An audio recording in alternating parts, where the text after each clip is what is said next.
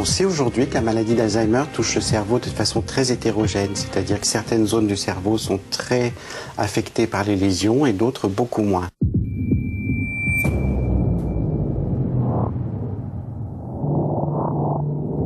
C'est surtout la mémoire, le raisonnement qui sont très touchés.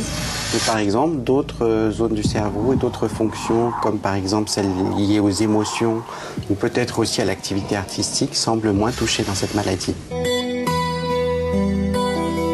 Les ateliers d'art sont, pour ces patients atteints de la maladie d'Alzheimer, une expérience extrêmement intéressante. En premier lieu, déjà, beaucoup de patients participent avec beaucoup de plaisir à ces ateliers. Et ça, déjà, c'est extrêmement précieux de passer du bon temps. Le bébé regarde. Ça intéresse le petit bébé, hein, ce qu'ils se disent.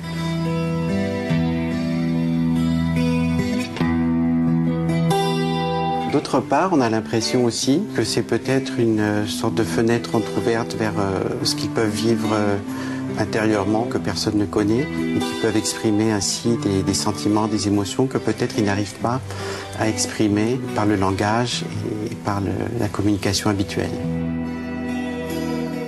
Dans ces ateliers, le rapport entre l'art thérapeute ou l'artiste et le patient est quelque chose d'extrêmement important. Il s'agit en fait que le patient puisse travailler, s'exprimer dans un espace de liberté où la notion d'échec n'existe pas.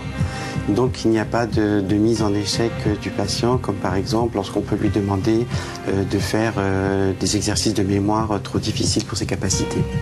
Les patients sont en général très contents des œuvres qu'ils ont faites, souvent les reconnaissent plus tard et le montrent à leur famille et je pense que ça participe à leur restauration de leur estime de soi.